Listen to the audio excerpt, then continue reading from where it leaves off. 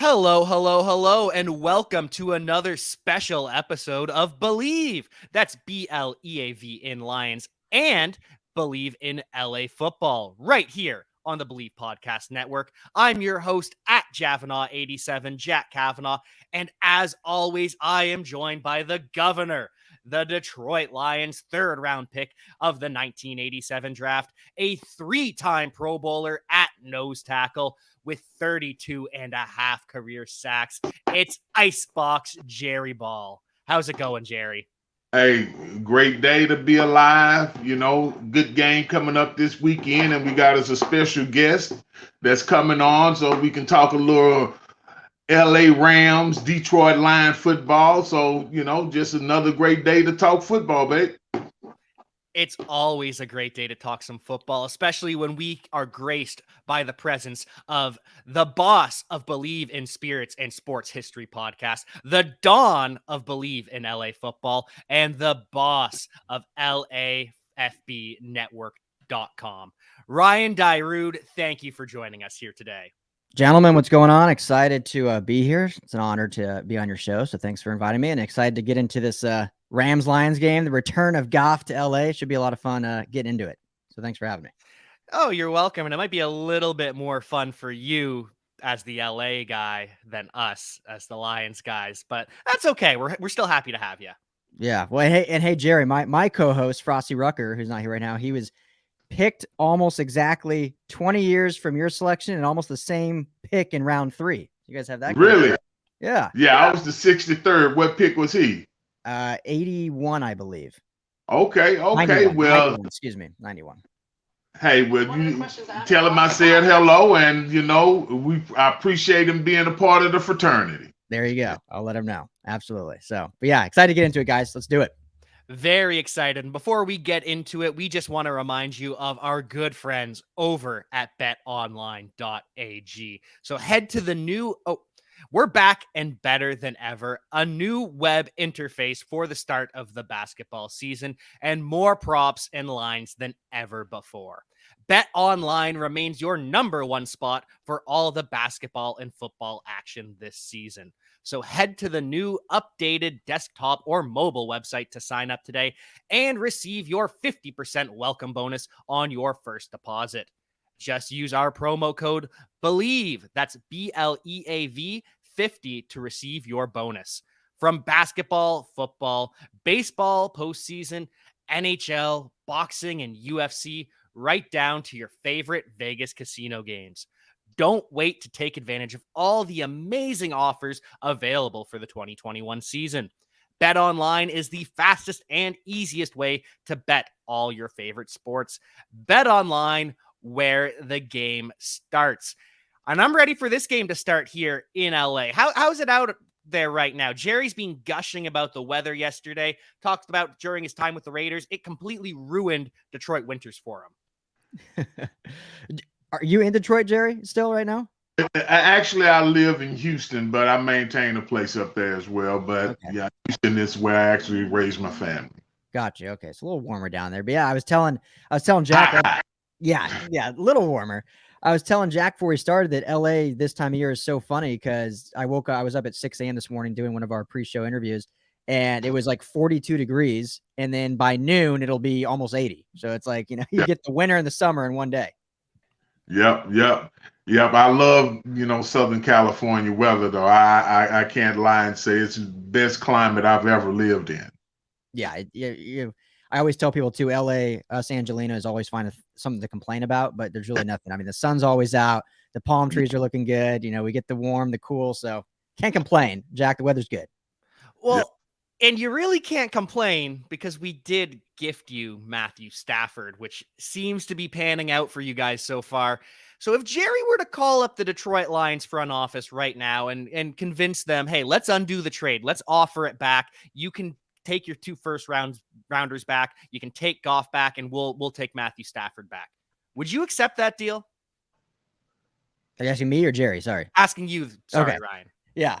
No, I mean, well, first of all, I don't think you gifted us him because you did charge us a nice hefty price to get him out here. But it was a well worth transaction. And, I talk all the time on our show, no disrespect to Jared Goff. He did great things here in LA. It was great for our community here in Los Angeles. Still actually does stuff in the community out here. The commitments that he made led this team to a Super Bowl. But Matthew Stafford is just a different breed of talent, arm talent. We talk all the time about he's an extension of Coach Sean McVay on the field. I think that was kind of one of the deficiencies of Jared Goff is he had some of the physical tools, but the mental tools on the field just didn't quite seem to be there yet. And they always talked about in primetime games, the microphone in the headset and how it cuts off after, when there's 15 seconds left. And McVay would be coaching Jared Goff. And as soon as that would cut off, that was kind of like the end. It was like, okay, that was the play they're going to run. Whereas now Stafford can be that coach on the field. He can call different defenses out, call different audibles, different play designs. So long answer, short answer, no, we would not give Matthew Stafford back. I think we're very happy with how he's doing so far in LA. You taking that deal, Jerry? Well, like I would have to agree with where they are as a team with the talent that they've assembled. Just the receiving corps, you need a quarterback that can spread the ball around, and he does that. And then you also got a formidable defense that really can contend. So whenever you have a team where you have those two phases as solid as the Rams, you got to take your shot and go for the championship. And if that means that you might give up a first rounder, which is your future, for your present, a good team that wants to be a great team, they make that deal for Stafford. Yeah, and I think it worked out for both teams in a sense that we're unfortunately the Lions being 0-6 and Jared Goff has not played great. But with where you guys are as an organization, in a rebuild mode, I think Stafford, it's better for him to move on. It's better for the organization to kind of look for the future and build on that. I don't know how you guys feel about that. I just think it ended up being a weird win for both teams, even though it's not winning on the football field necessarily right now for the Lions, but for the future, it'll obviously pay dividends, I think. I agree completely. I think the Lions needed that hard reset, and it would have been amazing to have Matthew Stafford be a part of this next generation of Detroit Lions, but ultimately you had to let him go. Am I wrong, Jerry? No, I think at the point and the commitment that he had made to the team, first the tenure, the years that he's been there, it's I guess the irony in how I look at it, normally the Lions won't let a Matt Stafford go. They would make him play out his career like they did Calvin and Barry, because I'm not going to say he's Calvin and Barry, but he's definitely next to that. He's definitely standing in the shadow because he was a quality quarterback. Didn't get a lot of the wins that, really showed. But then you look at older quarterbacks like a Dan Fouts, he had the stats, but he wasn't really putting a consistent winner. That's how I look at Stafford. He's going to leave with some of the records and he's going to be on the statistical boards and stuff. But his greatest chance to win a championship in his career is in his hand right now. I can't say that the Lions had ever given him that opportunity. So I appreciate that they gave him an opportunity while he still has some fuel in the tank to go try to win a championship. And it's disappointing because you guys are now rubbing our faces in it. You're going to invite us into your hometown. We're going to have the nice date with the ex, and then you're going to beat down the Lions, which is unfortunate.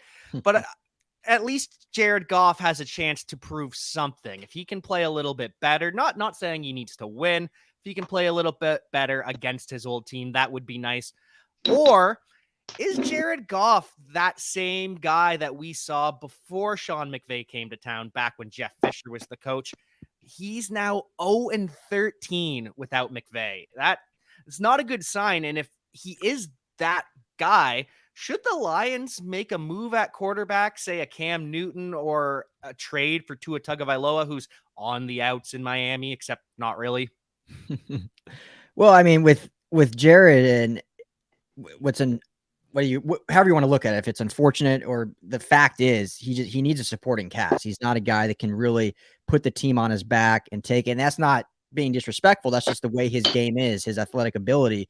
He needs that solid receiving core, which the Lions right now, doesn't really have. He needs a healthy, mauling offensive line to give him protections. With the Lions have injuries right now, they don't really have. He needs a really formidable running attack, which I think the Lions are improving on with the DeAndre Swift and Jamal Williams, but they don't have what they had with Todd Gurley back in the day with the Rams. So Jared Goff can be very good on specific teams, but on a rebuild team, you're just not going to get it out of him. That's not what his skill set is built for. Even in college, when he was in Cal, he put up stats to become the number 1 overall pick, but Cal won like 5 games his senior year. Like, they were not a good football team that got wins on the field. He statistically looked good and could put the ball in places that other quarterbacks couldn't, hence why he was drafted first overall. So he's a guy that for the Lions, I don't know if they're going to want to, get in bed with him for the long term unless they think they can turn this thing around quicker. But on another team that's quarterback needy, he might be actually very good again. So it's just a guy that has a lot of things that need to go his way, but he can still play quarterback in this league. He just can't lead a team that doesn't have a ton of talent around him. Yeah, I agree with a lot of what that assessment was that you just said. I also think that, Cam Newton as a figure, is a strong personality for the Lions in their culture. So I don't know if he's going to fit exactly the prototypical Lions player that they look for. He has his eccentric ways and things like that. And, that would definitely, be some color in the locker room. But right now, they really need to focus. Now, if there's no other quarterback out there and they feel that they need to, then, Cam is a viable option. But I think with any quarterback coming into the scenario, you coming in understanding that you're really not the guy. You're getting an opportunity to come and play because the efficiencies that they're looking for with the current quarterback isn't there. Mm-hmm. I also think, just to make one point about Jared, and this is trying to be fair, is that one, this is a new system for him. This is a new coaching staff for him. This is, like you say, an offensive line that's battered. And this is a receiving corps that he's playing with now that he didn't go through camp with. Mm-hmm. So there are some things that, is definitely out of his control. And like I said in some of the other podcasts, is that the way that he can show that he's that guy is that while they're in the fire, this is where he has to be poised, show his composure, show his competitive nature, and even with the criticism, address the criticism in a way that it doesn't shake his mental capacity or his psyche, that becomes a physical display. And then the defenses feel, okay, we got him, let's stay on him, let's rattle him and things like that. Because in some games, his nervous feats, how he throw, how he's releasing the ball on the back leg instead of the front leg, some of the things that he's ducking from. I don't know if you remember when Brett Favre used to throw and duck at the same time. Mm-hmm. Where Jared's not ducking, but he's going away from the direction where he's putting the ball, which means velocity, the change, and all that. So it's having an effect on him, and I think that he's really got to answer the bell for himself. Yeah, and unfortunately, that's something we've seen in LA for a long time. If I can, let me ask you guys this real quick before you move on, Jack. And specifically, Jerry, since you've been in the league, and so you can attest to this. I don't know if you guys saw, but former Lions running back Joique Bell on his podcast kind of called out Jared Goff and said he's not the Detroit style or he's not playing with the Detroit mentality. I don't know if you heard that, Jerry, but just hearing that, do you agree with that assessment from a former player? Well, here's what I will say, and this is not a slight against the organization, but I think the Detroit Lions has had a time trying to find an identity, more or less than trying to say that one player don't fit the Lions. When you look at, excuse me, it's not like San Francisco went from Montana to Steve Young. You got guys that are seasoned at a different level. Jared is still relatively young, replacing Matthew, who was a seasoned veteran. So those differences, can show up in your game too. It's funny that you bring that up because I did see Joique Bell's conversation on it, and it was very similar to some of the things that Jerry's been saying on the Believe in Lions podcast lately, except Jerry does it a little more politely, a little more, a little more empathy. I believe in the lines. Yeah. Exactly. But it's a lot of the same sentiments. It's a blue collar town. You've got to come in and you got to do your work, and you've got to put more weight on your shoulders, as Dan Campbell would say. Mm-hmm. Carry your water. Everybody carry their water. That's the deal. You know, you don't want someone else to have to carry your load for you. And I think with Jared, you know, being the quarterback, you know, every team puts the load on the quarterback. The quarterback has to be willing to be that guy, because up or down, win or lose, the quarterback is always going to answer for it. And that's any quarterback, good or bad, playing well, playing great. Quarterback is going to be the person that's talked to. Absolutely. And against this Rams defense, he will have to step up a little bit because they know him. Like Aaron Donald knows Jared Goff very well. Jalen Ramsey knows Jared Goff very well. Those two superstars are going to be a big part of the mind game almost. And I know you guys lost Brandon Staley, the defensive coordinator, so it's someone new there calling the shots, but these players still know Jared Goff. How do they take advantage of that? And where are you lining up Donald and Ramsey? Jerry talked about this last night. So Ryan, you can go first. Yeah, I mean, Donald and Jared have been texting all week, so obviously they know each other well. And, you know, there's still a lot of friendships on this team. The way he left, I know it was unfortunate with him, McVay, and, you know, him kind of getting shipped out without any really communication. But with his teammates, there was not a bad breakup with his teammates. They're still all great friends, and, you know, love the guy, respect the guy. But yeah, they know his game. They know exactly what rattles him. You kind of mentioned earlier him needing to be better about not showing when he gets rattled, but unfortunately that's been his whole career. So they want to get after him early and often. I mean, Donald can line up anywhere on the defensive line, which is helpful, but they're getting great pressure from the edge with Leonard Floyd. Terrell Lewis has been healthy this year, and he's been fantastic getting pressure, the former Alabama prospect, rookie last year. So, you know, if they're able to get pressure from the edge and then he can't escape in the pocket with Aaron Donald right there, it's going to be a tough day at the office for this offense to get anything going. And when you have a secondary that has, you know, Jalen Ramsey and Jordan Fuller and Taylor Rapp out there on the back end, it makes passing the football tough. So if they're able to get after him early and often, you know, I could see unfortunately for him a 4 turnover day because he likes to fumble the ball too. So hopefully not for his sake. I do like the guy. Obviously want a Rams win, but I like to see Jared do well. He'll get a standing ovation in LA as he should. You know, a lot of respect there. I know fans were ready to move on, and like I said, love Matthew Stafford and what he brings. But you know, I hope he still has a good game because I don't want to see him just get befuddled out here. But it should be a tough day at the office, I think. Yeah. Well, we're looking and hoping he has a great game. But I will say that, hey, well, this is what I've said to Jack. You know, being a defensive lineman, Aaron Donald is the preeminent defensive lineman, most dominant defender in the game, all positions.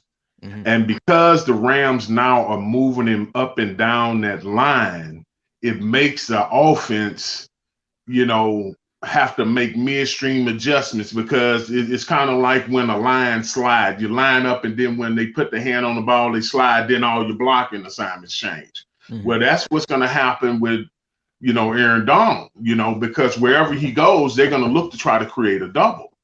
So that means that there's going to have good communication between the quarterback and the lineman, because you better believe Jared, as well as the offensive lineman, are going to be looking to see where he lines up first. And I think that's going to be probably the biggest challenge for them. It's what they do with Donald. And Lord, if Floyd and Donald get on the same side in passing situations, then the competitive edge actually goes to the Rams on that down. Yeah, they're going to be causing some problems. Jerry talked about it on the show last night. He's playing bully ball. He's finding out where that weak link is and then moving them or making the lines make adjustments and then moving them somewhere else so they have to adjust again, then move them back onto the weak link and just play those mind games. And you can do that with an Aaron Donald, and you can do it with a Jalen Ramsey. So Where are you lining up Jalen Ramsey, and who is the Lions' best player that he needs to take down and stop in the passing game? Well, Ramsey's been playing mostly the star position this year, kind of moving all over. In certain games he does shadow some guys, but they've been using him differently, and they've gotten fortunate in some games where they've faced banged up receiving corps, so he hasn't had to face even their number one because he's been out, which probably is the case in this one as well. So you guys can certainly answer better than me who's the top guy they need to look after. I mean, I love Amon-Ra St. Brown from USC, but he's a rookie. Khalif Raymond, some other guys you guys have that have been forced to kind of start now. But it'll be interesting. But I would, to answer your question, I would assume he'll play more of that star role and kind of move inside, outside, kind of all over the field, because they like to use him in a number of different ways, in the box, outside. That's what makes him so great, is his versatility. And then he can shut down if need to, but I don't really think this week he'll need to be on a one-on-one shutdown matchup. Yeah, I agree with you. Jalen is definitely one of the few shutdown corners in the NFL, and he is going to always be tasked with taking on the best receiver on another team if they're impactful. But because the Lions as a core hasn't really put up any stellar numbers as an individual or even as a group, they're probably going to play a good base defense and let him shine when he gets his chance. But I also would tell you that we love St. Brown too, man. And we think that he is a great player. He's probably, since Golden Tank, the first inside receiver that they had that can really go across the middle in that slot position. He definitely gives the ability of stretching the field too. But we do like him. We think, well, I do. I think that, that's a good keeper for them that they can build around. The other guy, Hodge and stuff, has made some plays and things like that. But like we say, those are the third and fourth option. The first two options are sidelined with injuries. Yeah, exactly. And yeah, you guys got to go in an Amon-Ra. I covered him for 3 years at SC, and what I love about him is he plays bigger than he looks. He plays in that slot more, but he's got a physicality to him that he can run and knock you in the mouth if he needs to. That's what I seen. See, a lot of times people follow the ball. I'm looking at a play and I'm looking at the movement. And then sometimes when you're watching how a receiver runs route and what he does and stuff, what he does on the running play, I'll look at the back running the ball, but I'm also looking to see how they blocking on the edge. And I've seen St. Brown stick his head in there. So he is a tough little guy, that's for sure. And honestly, he looks like he's small, but I think they said he was right at 200 pounds. Yeah, if I'm not. Yeah. So, but that he's a bright spot. That's for sure. He is. I keep saying that I think he could become the next Cooper Kupp almost in the slot for Jared Goff. And now Cooper Kupp is having a phenomenal season, but just that kind of reliable, trustworthy player in the slot who also another slow 40 from the both of them. They are both way faster on the field than in shorts. Love Amon-Ra St. Brown. I believe the Lions have a good one in him. I'm glad we were all Amon-Ra St. Brown fans here. Yes. Yeah, he's a good one. So you guys got to go one and it's something to build around, at least as a building block in that receiver. Yeah. Absolutely. And so Amon-Ra St. Brown might be leaned on heavily for this Sunday. TJ Hawkinson hopefully makes some plays. DeAndre Swift. All that comes together. Is that enough for the Lions to beat the Rams, or what needs to go right? Jerry said last night that maybe it's a flu game for Michael Jordan. He eats some bad pizza, for Aaron Donald, eats some bad pizza. Is that what it's going to take for the Lions to eke out a victory here, or are you shutting it down completely? Well, I'll say what I've said before. I believe that with Matt Stafford at the helm and the Lions being tattered, and I love Aaron Glenn as a defensive coordinator. I just think, for, when you talk Deshaun Jackson, not even your feature guy. Mm-hmm. Okay. And then the other corpse with, Flood, what's the Jefferson? Yeah, Van Jefferson. And those, Yeah, they got a nice core, and I think that at the end of the day, the Rams got too much firepower for us. And I hate to say that, but I said it, and I know guys probably won't want me to come to Motown for a week, but you got to say it like it is. Hey, it's football. Yeah. If we remain some credibility, we got to call it like it is. If you go tell Shaquille O'Neal, hey, you're gonna play center, and then you go tell Spud, hey Spud, you gonna play center. It's some things that's just obvious. Yeah. And I think the Rams can dictate some things to the Lions and how they play this week versus the other way. Yeah, in my opinion, the only way the Lions have a chance, and again, no disrespect, but just as Jerry mentioned, just undermanned and overmanned, is if Anthony Lynn can control the clock by running the football, and you guys have a time of possession over 75%, keeping the ball out of Matthew Stafford's hands and running for over 200 yards, then things might get interesting. I mean, if you control the clock and have the ball 40 plus minutes and run the football, which obviously hasn't really happened, but if that happens, then the game gets interesting. But if you get into a throwing match or something like that, I don't think it bodes well. And it's a 16-point line, and the Rams may go over that. Regretfully, I do agree with that. But hey, if Swift and Williams get going, you never know. Running game keeps things interesting. Well, Jerry's got to get going here. So before you head out, do you have any pluggables to plug? And thank you very much for your time, as always. Well, here's what I say. I'm actually going to make it out to the Super Bowl this year. So I do enjoy and still love LA. I definitely want to visit that stadium. I probably won't go to the Super Bowl game, but I do want to see that spaceship stadium that you guys have. It looks very appealing. Jerry, it was a pleasure meeting you. And yeah, when you're out here, let me know. We'll get you a beer on the LA Football Network, and you'll have to come by the LA Football table on Radio Row or something. I would love to. And thank you for coming on, and we appreciate you. And again, I'm not going to say go Rams. I'm going to say Lions beat the Rams. There you go. Save face right there at the end. Appreciate you. All right, Jack, I appreciate you.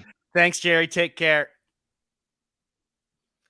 All right. Well, that was Jerry Ball, absolute legend for the Detroit Lions. His former teammate, Chris Spielman, is entering the Ring of Honor, and Jerry sent a congratulations to him. So make sure you check that out over at Believe in Lions on Twitter.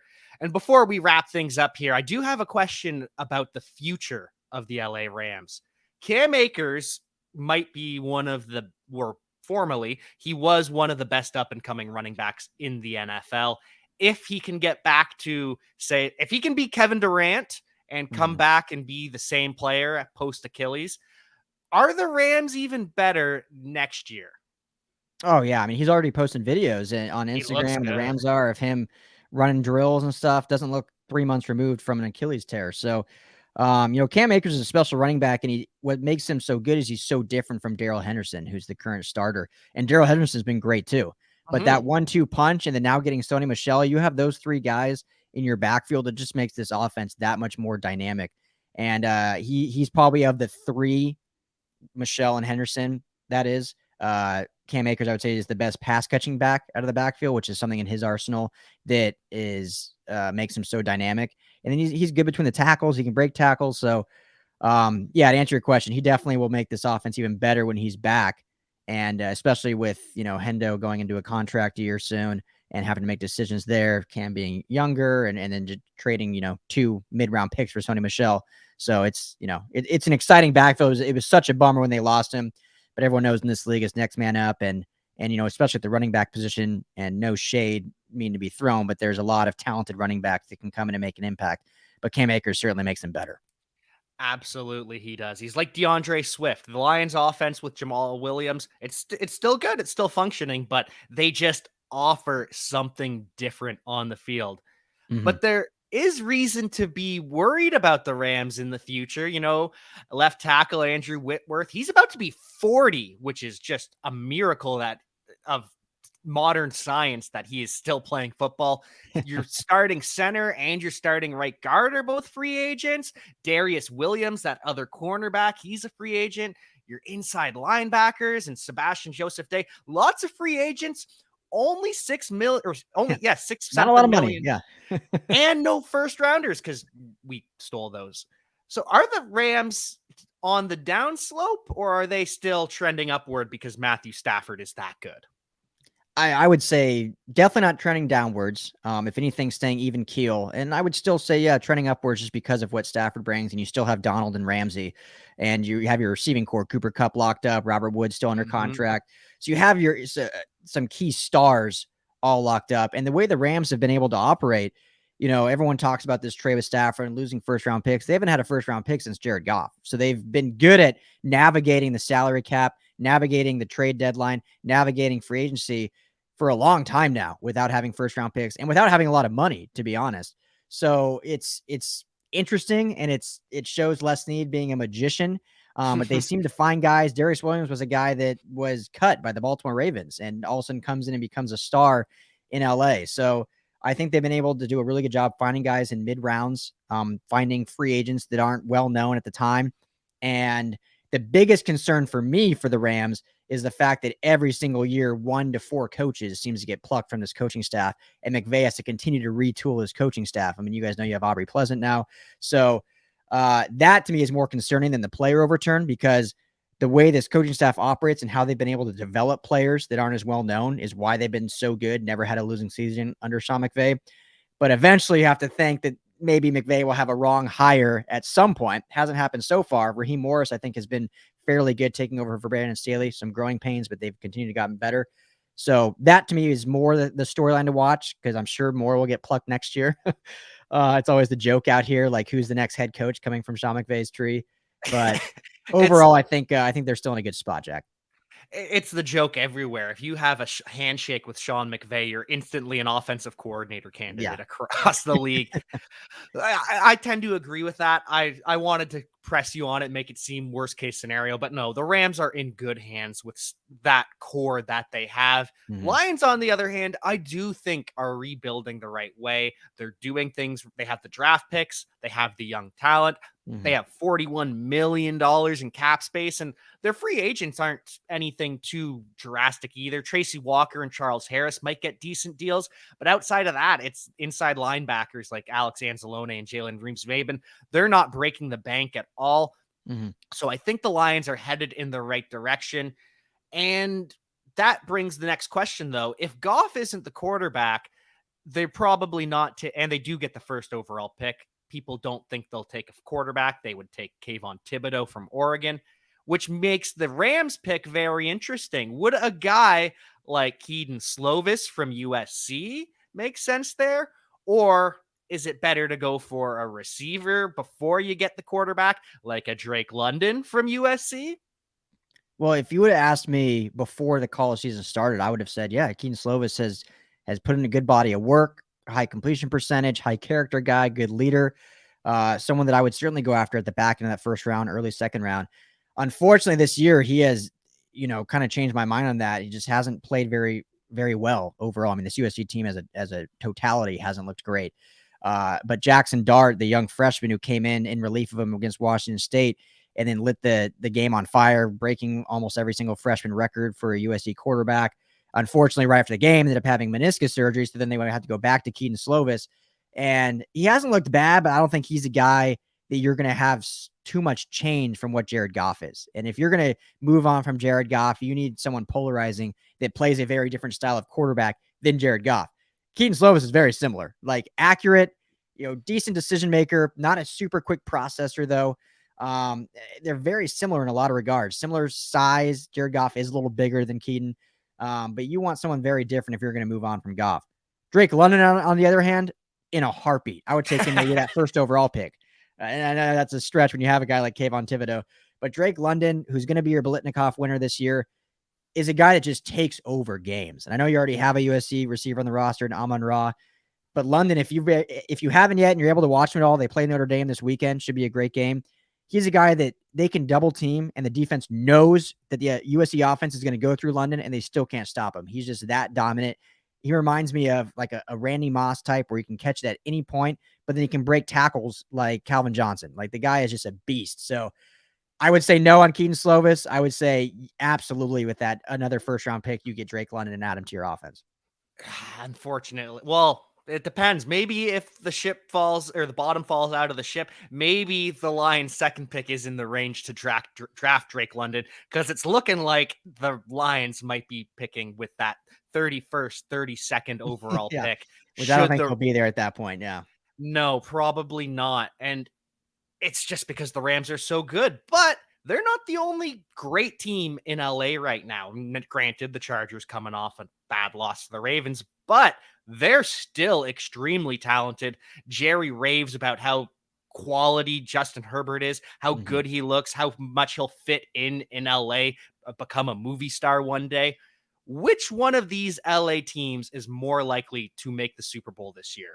Yeah, it's a good question. It's been so fun covering both these teams, and You're a lucky guy. yeah, football is great in LA right now.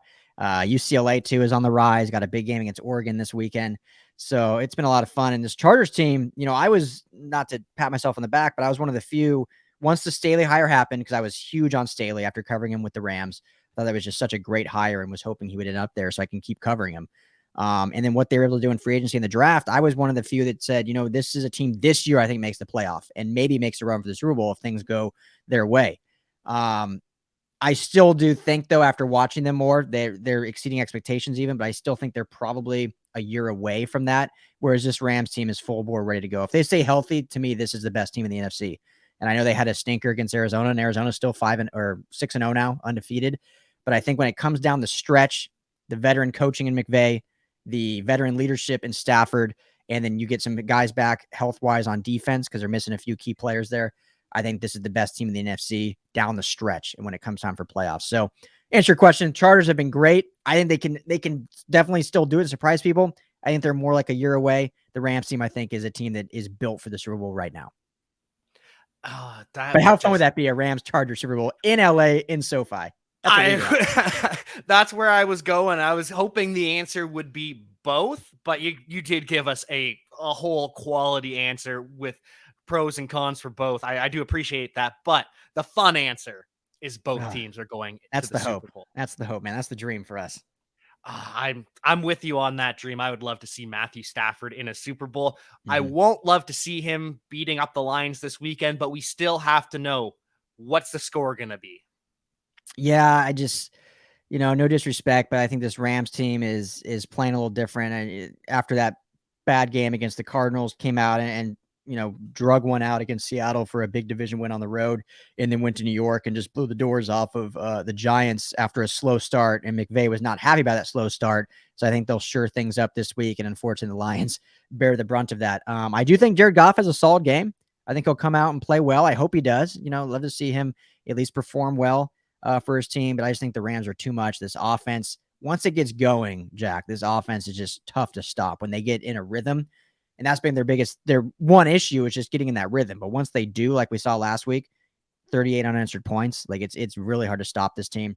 If the defense applies pressure, like they did last week to Daniel Jones, who I think was responsible for 4 turnovers, Jared Goff might have unfortunately fall subject to that. So if I'm giving a score prediction, I feel bad because I don't want to sound disrespectful, but I would go like 31-14. I think it's just going to be a blowout. I'll be there. Looking forward to it. It's going to be a lot of fun. Tailgating and stuff, but yeah, I just think this Rams team is too much to handle for the Lions. But I like what the Lions are building, though. I like what they're building. I like the compliment sandwich. You start with the compliment, you go with the I'm sorry, but it's going to be a blowout, and then the final compliment. We do appreciate that here on Believe in Lions. I unfortunately have to agree with you. I think the Lions put up a little bit more points. I think Goff is able to get the offense to 24 points. Okay. It's still going to be 35 from the Rams.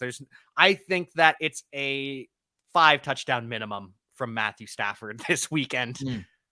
Yeah. Oh, it's going to be want to show his former team.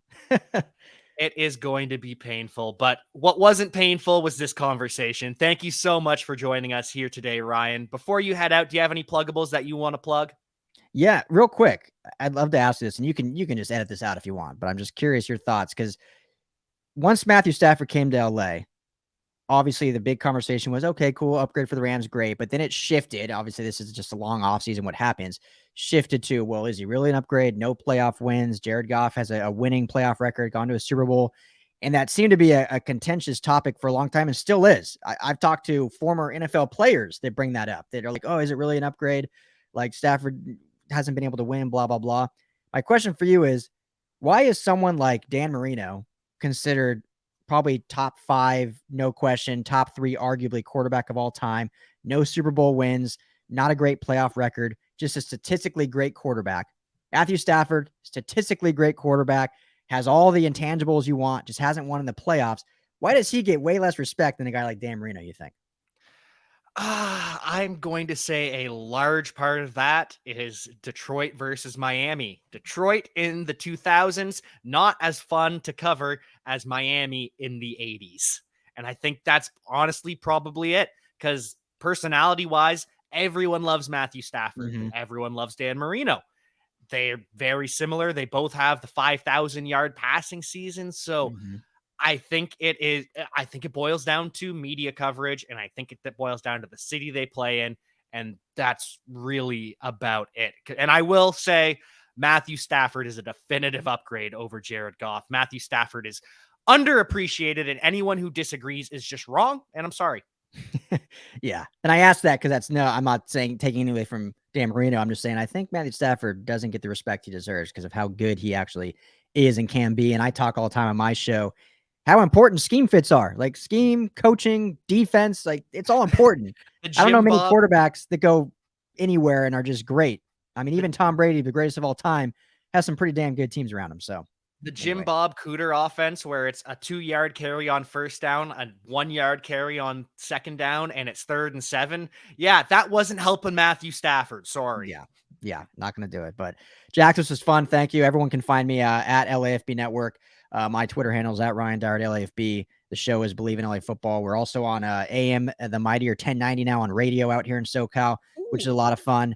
And anywhere you get your podcast, then just head to LAFBnetwork.com for all of our content articles. We have 7 other shows on the network, so always fun. But thanks, Jack, for having me. Appreciate it. Thank you for coming on. Make sure you check out LAFBnetwork.com. Thank you so much for joining us, and everyone else, I will see you next time.